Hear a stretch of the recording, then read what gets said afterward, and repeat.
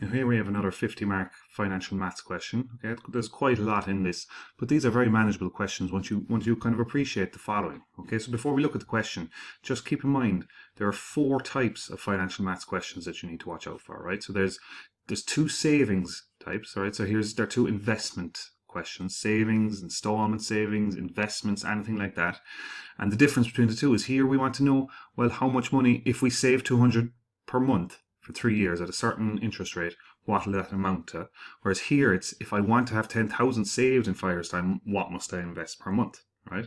Then type of 3 is called is an annuities question, right? So it's pensions are the most common types of annuities, right? So it's if I want to give this, in this case he wants to give his daughter €1,000 per month for 3 years, how much does he need to have saved up if he has a 0.9% monthly interest?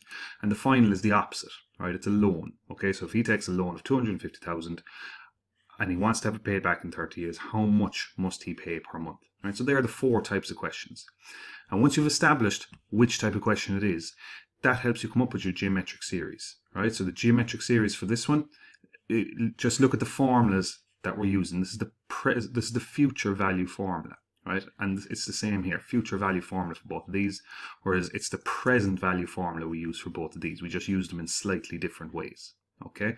And if you haven't a clue what any of this is about, you really need to go back and figure it out. But really, by the time you get to the exam, your main challenge is just distinguishing between which geometric series are we using. Okay, so if we look at this question, that's what they're kind of alluded to here. Okay, so he wants to have 20,000 in 1 year's time. So write down the present value. And again, if you are a small bit confused by this, they have these 2 formulas in your log tables. Right, and look, it's clearly here, look, present value. So it's this formula we're using. Now, he wants to have €20,000 in 1 year's time. Now, what does that actually mean? Okay, so we sub 20,000 in here, 1 plus the interest rate to the power of 1. So what does that answer actually mean? Well, if he wants to have €20,000 in his bank account in 1 year's time, and if the bank are giving him an interest rate of 3%, then he needs to invest this amount of money. So that's what that actual question means, right? Whereas here, it's the exact same question, except they don't give a time frame. So it's in terms of t. So that's all they're looking for here, and they're kind of guiding you into now the next type of question, which is where you're actually coming up with your geometric series. Okay, so it's exactly this type of thing. It's a pensions question, right? He wants to have €20,000 every year for 25 years. So how much money does he need in his pension pot on the day he retires to be able to get €20,000 for 25 years if there's an interest rate of 3%? Okay, so how do we do it? And the key thing is, this is our geometric series, okay, for pensions. All right, now just watch out for this. He wants to have be given €20,000 on day 1. Right, so the first term in this case is €20,000, which means that the last term is going to be to the power of 24. Right, so when you're filling it into the geometric series, this is your geometric series formula. There's your first term. There's your common ratio. That's that divided by that, or that divided by that will always give you this.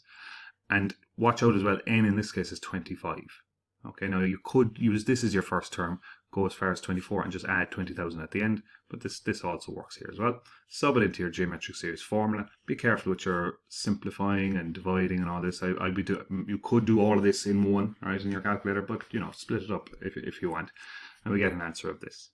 So what does this answer mean? That tells us that if he wants to have 20,000 per year, the day he retires, he needs to have this amount in his pension pot. Okay, so that sounds great, right? But how is he going to get this money, right? And that's what happens in Part D. Now, before we go into Part D, just remember, if it's pensions or loans, it's this geometric series we're using. If it's installment savings, if it's investments or anything, it's one of these 2 we're using. Okay, and lo and behold, in Part D, that's what's happening. He needs to figure out how is he going to get that 3/4 or that 300,000 money in his pension pot. So now he's talking about his investment. Okay, so it's fine, correct. Now, before we talk about any of that, this question comes up in every single financial maths question every year, converting converting AER to a monthly rate. I shouldn't even have to explain this. You should spot it straight away. This is your formula. It's not in your log tables. R is the monthly rate, I is the annual rate. We want to know what percentage compounded 12 times will give me the same rate if something compounded once.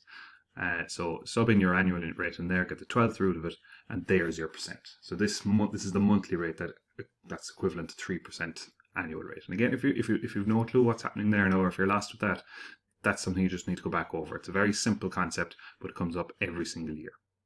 Now this is the big question then. So we now know he's back to investing, right? He's talking about investing now in this case, right? So now the way this question is designed, they just want you to come up with the formula that's used for investing. If you're a small bit in doubt, again, this might give you a bit of a clue, but this is for loans and pensions, whereas when it's investings or savings, this is what we're talking about. And that's all they're looking for here, that you're aware that it's this formula that we're dealing with. And that helps you then with this question. Okay, so this translates as how much does he need to save per month for 40 years AER to come up with an amount of that, right? So that's what we got there for the previous question, part C in the previous question.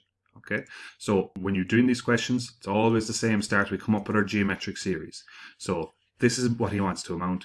This is the installment. This is what he needs to save per month for 480 months at this interest rate to give us this. Okay, and once you have this, then you're plugging that into your geometric series formula.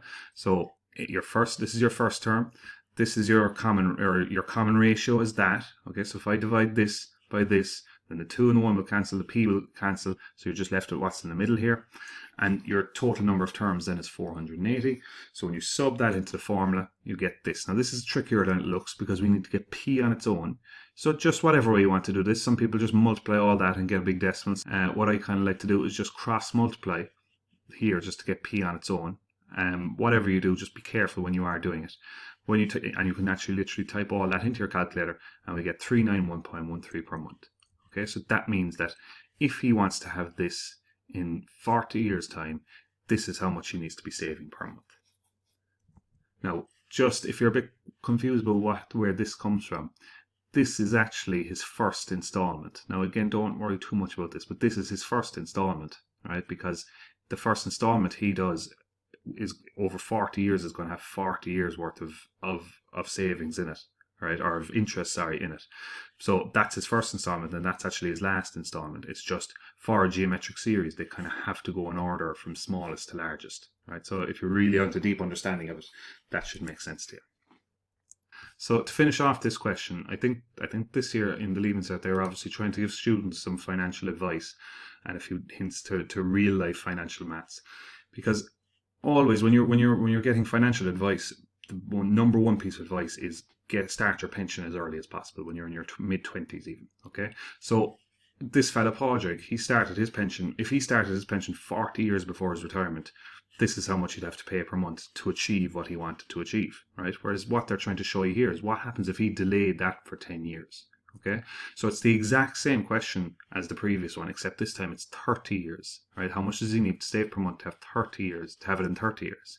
So it's almost the exact same geometric series. The only difference is it's only 360 months. Okay, whereas in the previous example, it was 480 months. Right, so let's have a look. Everything else is exactly the same, right? The only difference is that the amount of terms is different. So when we sub it into the formula, right, rearrange it the exact same way, we get 619.84 per month. Okay, so in the previous one, I think it was 300 and something per month to achieve his goal. Whereas if he just waited 10 years, he'd have to nearly double the amount per month to achieve the same amount.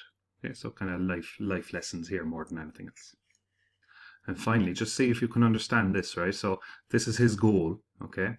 So if he saved 391, this is for the 480 months, this is actually all he's contributing to his pension pot, okay? And the rest is built up by interest, okay?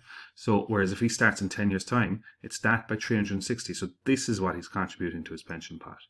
And now the rest is built up in interest to this, but just look at the amount of the difference to what he has to pay if he waits 10 years. Okay, so there's a lot of merits to it.